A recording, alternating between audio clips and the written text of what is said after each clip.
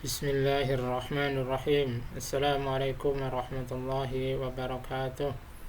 Alhamdulillah alladzi hadana lihada wa ma kunna linahtadiya laula an hadana Allah. Asyhadu an la ilaha illallah wa asyhadu anna Muhammadar Rasulullah. Allahumma shalli ala nabiyyina Muhammad wa ala alihi wa sahbihi wa man walah. La hawla wa la quwwata illa billah. Amma ba'd.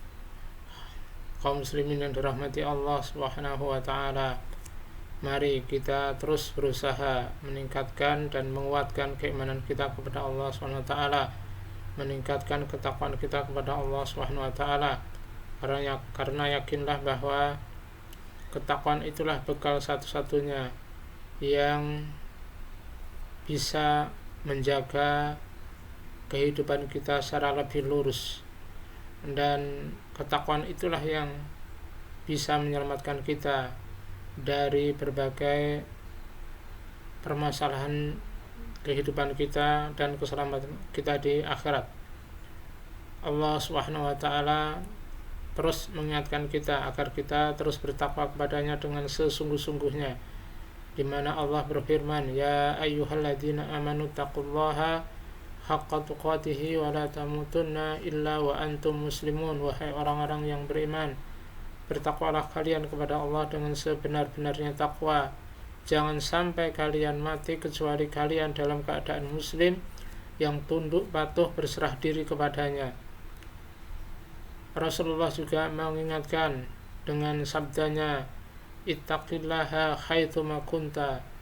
Bertakwalah kamu semua di mana saja kamu berada. Wa atbi'is sayyi'atal hasanata tamhuha. Iringi perbuatan yang buruk itu dengan perbuatan yang baik, pasti perbuatan baik itu akan menghapusnya. Wa khaliqin nasa bi khuluqin hasan. Bergaulah kepada manusia dengan pergaulan yang terbaik.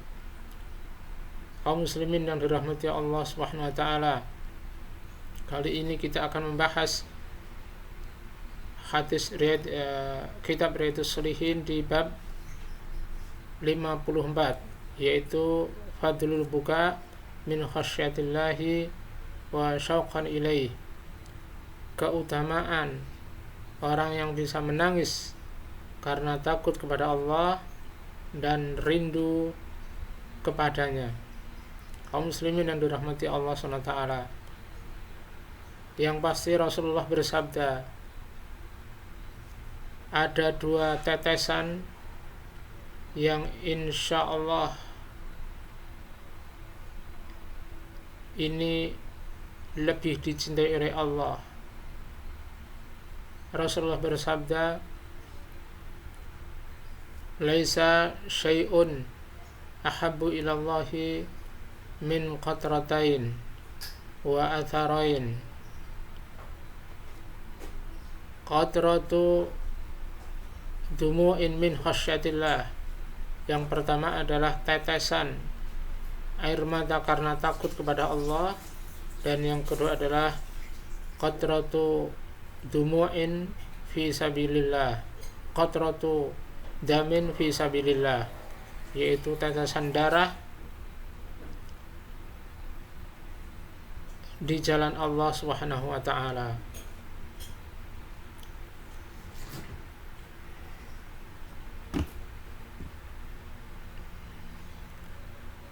Kenapa tetesan air mata ini begitu berharga di mata Allah SWT? Karena sesungguhnya orang yang keluar air matanya karena takut kepada Allah SWT,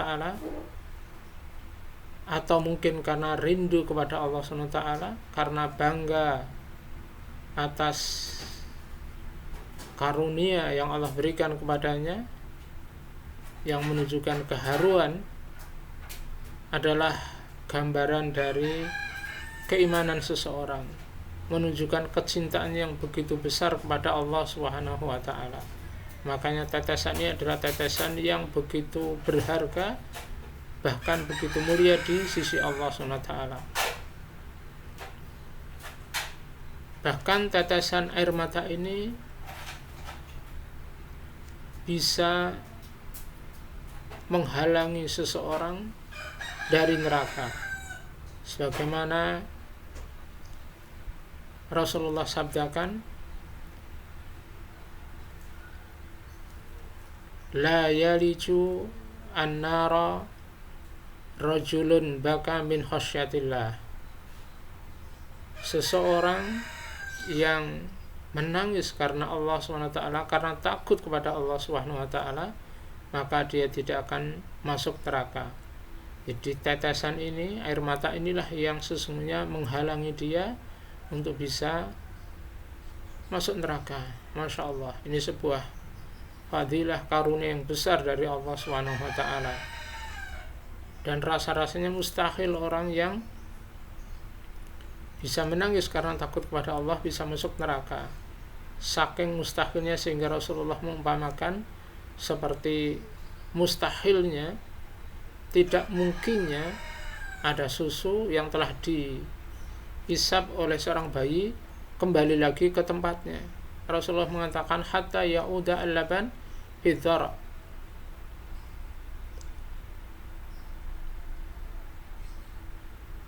Dalam hadis yang lain Rasulullah juga menyampaikan bahwa orang yang berzikir sampai keluar air matanya ini juga yang akan bisa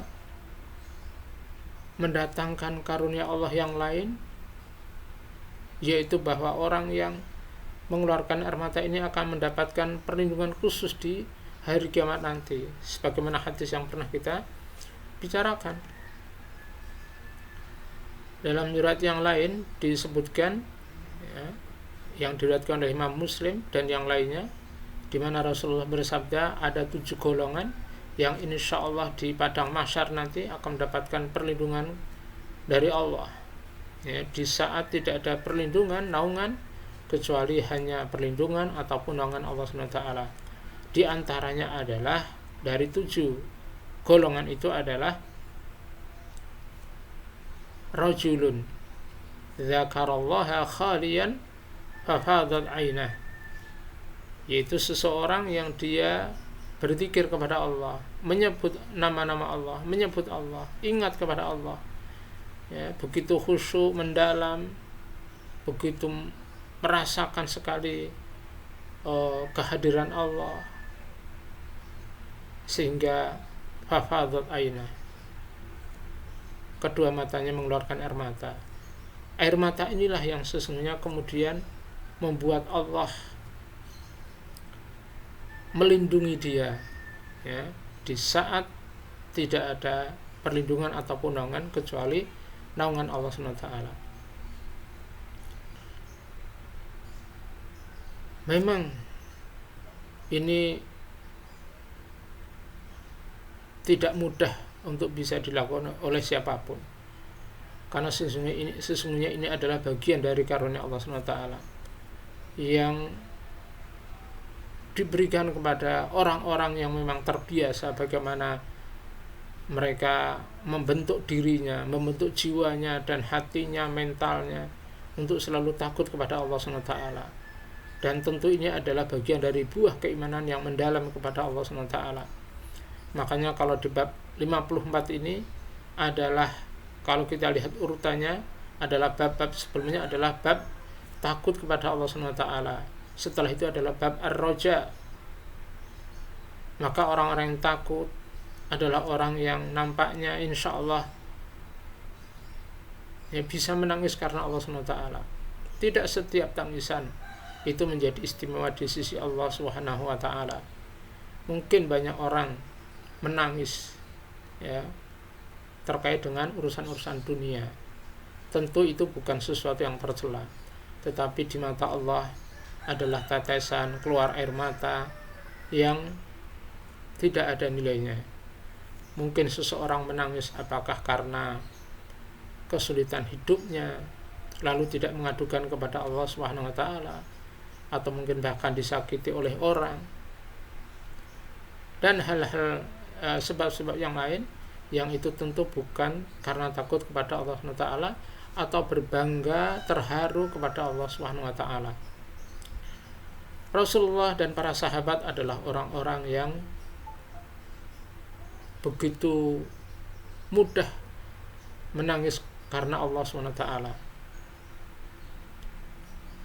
Karena memang kita juga tahu bahwa Rasulullah adalah manusia terbaik, manusia paling bertakwa, manusia paling mengerti agama ini, manusia paling dekat kepada Allah, manusia paling banyak ibadahnya.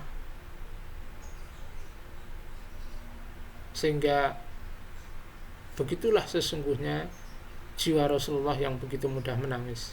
Salah satu contohnya adalah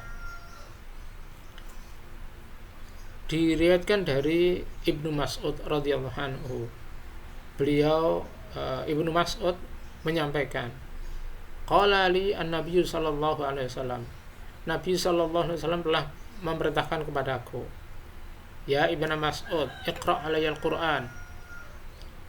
Bacakan Al-Qur'an kepadaku. Lalu kata Ibnu Mas'ud, ya Rasulullah, aqra'u alaika al-Qur'an wa alaika unzil. Ya Rasulullah, bagaimana aku membacakan Al-Quran kepada engkau sedangkan Al-Quran ini turun kepada engkau? Ibnu Mas'ud merasa kurang pantas membacakan Al-Quran kepada beliau. Tetapi kata Rasulullah, ya, bacakan. Inni uhibbu an asma'ahu min ghairi. Aku senang sekali mendengar Al-Quran dari selain diriku. Lalu Ibnu Mas'ud membacakan surat An-Nisa, terus membacakan ayat-ayatnya sampai pada akhirnya ketika sampai di ayat 41 yang isinya atau yang redaksinya adalah kaifa ji'na min kulli ummatin bisyahidin wa ji'na bika ala haula'i syahida. Kata Allah, kaifa idza ji'na min kulli ummatin bisyahidin. Bagaimana nanti kondisi manusia ketika kami nanti mendatangkan saksi-saksi untuk setiap umat. Wa ji'na bika haula'i syahida. Dan kami Muhammad juga akan mengangkat engkau sebagai saksi atas mereka. Sampai di ayat ini kemudian Rasulullah berkata, hasbukal an, wahai Ibnu Mas'ud, cukup, berhenti. Kemudian Ibnu Mas'ud berhenti, lalu beliau melihat kepada Rasulullah, ternyata ainahu tadrifan, kedua mata beliau Rasulullah telah mengeluarkan air mata, telah bercucuran air mata. Rasulullah begitu merasakan dan mengerti bagaimana kondisi umatnya nanti di akhirat. Inilah Rasulullah, ya, baik ketika mendengar, membaca, baik di dalam sholat maupun di luar sholat. Rasulullah adalah begitu merasakan sekali setiap makna-makna yang ada di dalam Al-Quran. Karena sesungguhnya karena beliau adalah memang paling mengerti, ya, beliau serasa bahwa Allah itu benar-benar sedang berbicara kepada beliau. Hadis ini atau riwayat ini juga memberikan beberapa pelajaran. Ya, pertama adalah bahwa Rasulullah dan umatnya nanti akan menjadi saksi atas segala yang terjadi, segala yang dilakukan oleh umat terdahulu dan para nabinya. Hal ini dikuatkan, yang pertama adalah surat Al-Baqarah ayat 143, di mana potongannya adalah Allah berfirman, wa kadzalika ja'alnakum ummatan wasatan litakunu syuhada 'alan nasi wa yakuna rasulu 'alaikum syahida. Demikianlah kami jadikan kalian kaum muslimin ya, umatan wasato, sebagai umat wasato. Inilah kata-kata wasato yang sempat tren, sempat mengemuka, menjadi pembicaraan, menjadi topik khususnya di Indonesia. Apa makna wasaton? Wasaton adalah tengah-tengah. Berarti Allah menjadikan kaum muslimin sebagai umat yang tengah-tengah. Yang dimaksud tengah-tengah adalah adil, tidak ekstrim, seimbang. Sekaligus bahwa makna wasaton adalah terbaik. Ya, jadi kaum muslimin Allah tetapkan sebagai umat terbaik, umat yang adil, umat yang tengah-tengah, umat yang seimbang, layak kemudian untuk dijadikan saksi oleh Allah terhadap umat-umat terdahulu dan para nabinya. Wa yakuna rasulu alaikum syahida, dan Allah juga katakan wa yakuna rasulu alaikum syahida, dan Rasulullah dijadikan oleh Allah sebagai saksi atas perbuatan kalian semuanya, umatnya. Imam Ahmad meriwayatkan bahwa nanti di akhirat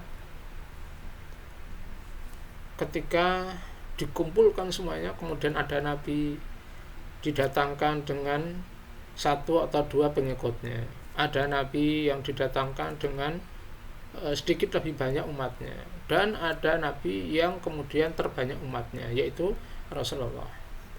Nabi Nuh didatangkan, kemudian ditanya oleh Allah Subhanahu wa taala, ya Nuh hal balagta, wahai Nuh, apakah kamu telah menyampaikan tugasmu kepada umatmu, tugas berdakwah, tugas mengajak orang beriman, dan seterusnya. Kemudian Nuh menjawab, iya ya Allah, sudah saya laksanakan, sudah saya sampaikan. Kemudian umatnya dipanggil, ya kaum Nuh, wahai kaumnya Nuh, hal balagakum, apakah Nuh telah menyampaikan ajarannya kepada kalian? Kemudian kaumnya menjawab, ya Allah, ma atana min nadir, tidak ada seorang pun yang memberikan peringatan kepada kami, tidak ada seorang pun yang mengajak kami ya untuk beriman, untuk belajar agamamu dan sejenisnya, yang menunjukkan bahwa umatnya mengingkari apa yang dilakukan oleh nabinya, Nabi Nuh. Kemudian Nabi Nuh ditanya oleh Allah, wahai Nuh, man yashhadu laka, siapa yang bisa menjadi saksi apa yang telah engkau lakukan? Kemudian Nuh menjawab, Muhammad wa ummatuhu, Muhammad dan umatnya yang akan bersaksi atas apa yang telah aku lakukan. Kemudian Rasulullah, umatnya kemudian dipanggil dan ditanya, bersaksi, dan insya Allah umat Rasulullah akan bersaksi bahwa para nabi telah menyampaikan ajarannya kepada kaumnya. Ketika ditanya, dari mana kalian mengerti kalau para nabi ini telah menyampaikan? Maka umat ini nanti akan menjawab, Rasulullah telah menyampaikan kepada kami bahwa para nabi dulu telah menyampaikan tugasnya dengan baik. Dan Rasulullah nanti akan menjadi saksi atas umatnya sendiri. Inilah yang nampaknya membuat Rasulullah bersedih, membayangkan bagaimana beliau bersaksi di hadapan umatnya sendiri, di mana beliau adalah pemimpin, seorang rasul, seorang nabi yang begitu cinta kepada umatnya, begitu sayang kepada umatnya, telah mengorbankan segalanya untuk umatnya, tapi akhirnya harus bersaksi terhadap umatnya. Kalau ternyata umatnya adalah umat yang menyimpang, membangkang dan sebagainya, itulah yang nampaknya membuat beliau bersedih. Sehingga ketika dibacakan sampai ayat ini, surat An-Nisa ayat 41, beliau kemudian tidak sanggup membendung air matanya. Selain juga menunjukkan bahwa Rasulullah adalah orang yang begitu lembut hatinya, ya, sehingga mudah menerima nasihat, mudah menerima peringatan dan mudah menangis tentu saja. Ya, air mata beliau adalah air mata yang tentu ya, bisa menyelamatkan dari api neraka di antaranya.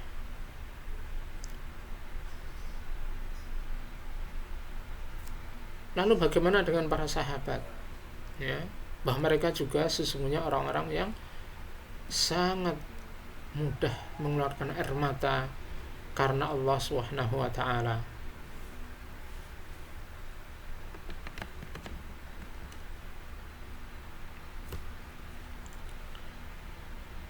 Ada banyak riwayat yang menggambarkan bagaimana para sahabat itu. Dari Ibnu Umar radhiyallahu anhu menyampaikan, lamma ishtadda bi Rasulillah sallallahu alaihi wasallam waj'uhu, ketika sakit Rasulullah itu sudah semakin berat, sakit beliau yang menghantarkan pada kematiannya itu semakin berat. Qila lahu fis shalah, kemudian ada yang menyampaikan kepada beliau tentang sholat, ya, menanyakan beliau tentang sholat, siapa yang akan menjadi imam, siapa yang menggantikan beliau menjadi imam. Maka beliau memerintahkan, muru Abu Bakrin fal yusalli bin nas, perintahkan kepada Abu Bakar untuk menjadi imam sholat buat kaum muslimin saat itu. Kemudian Aisyah, ya, putrinya yang istri Rasulullah, menyampaikan, ya Rasulullah, inna Abu Bakrin rajulun raqiq, Abu Bakar itu orang yang lemah, tipis hatinya. Idza qara'a al-Qur'an, beliau kalau membaca Al-Qur'an, ghalabahu al-buka, kalau membaca Al-Quran beliau selalu kalah dengan tangisannya. Dalam riwayat yang lain disebutkan karena beliau adalah begitu mudah menangis, ya, sehingga kalau dia membaca Al-Quran suaranya tidak terdengar. Jadi kalau menjadi imam dikhawatirkan tidak didengar oleh makmumnya. Ini menggambarkan betapa lembutnya Rasulullah, hati Abu Bakar, yang dimana diketahui bahwa beliau adalah orang yang sahabat Rasulullah terbaik, sahabat Rasulullah paling beriman, ya, dan ternyata adalah diantara gambaran, diantara contoh keimanan beliau adalah begitu mudah menangis ketika membaca Al-Quran. Dan nampaknya orang-orang yang lemah imannya, jahil terhadap agama ini, jahil terhadap Al-Quran, akan bisa mudah menangis. Dan inilah gambaran Rasulullah dan para sahabat. Lalu bagaimana dengan kita ketika Allah dan Rasulnya, ya, Allah memuji orang-orang yang mudah menangis karena takut kepada Allah, ya, begitu juga dengan Rasulnya, dan dibuktikan oleh para sahabat, ya, tentu mereka menunjukkan bahwa kehidupannya kehidupan yang lebih dekat kepada Al-Quran, terbiasa khusyuk dalam hidup dan beribadah. Tentu memang kita sekali lagi tidak harus, ya, merekayasa, bersandiwara, membuat agar seseorang menangis. Menangisinya adalah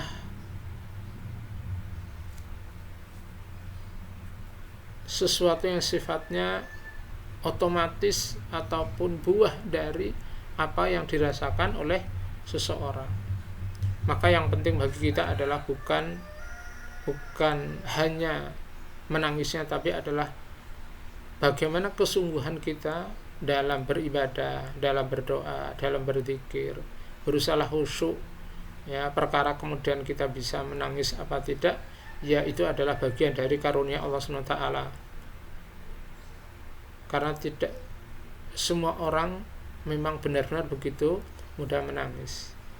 Sekali lagi, yang menjadi usaha bagi kita adalah bagaimana kita ini sungguh-sungguh dalam mengabdi kepada Allah, sungguh-sungguh dalam beribadah kepada Allah, baik itu adalah ibadah mahdhah, sholat, ya, tilawah, berzikir, berdoa, ya, ataupun hal-hal yang lain. Insya Allah ketika kita membiasakan, ya, untuk sungguh-sungguh dan khusyuk di dalam ibadah-ibadah kita, ya moga-moga memang Allah memberikan tambahan karunia anugerah kepada kita, yaitu kita bisa menangis kepada Allah. Dan tentu bahwa menangis kepada Allah, menangis karena takut kepada Allah, merupakan kenikmatan, kebahagiaan, keharuan yang luar biasa, ya. Dan insya Allah air mata itulah yang bisa menghalangi kita dari neraka, dan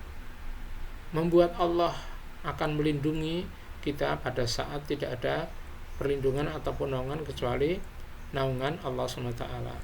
Sesungguhnya masih banyak contoh-contoh dari para sahabat, ya, dan orang-orang soleh tentu saja, ya, bagaimana mereka itu benar bisa banyak menangis karena takut kepada Allah SWT dan berbangga atas kenikmatannya.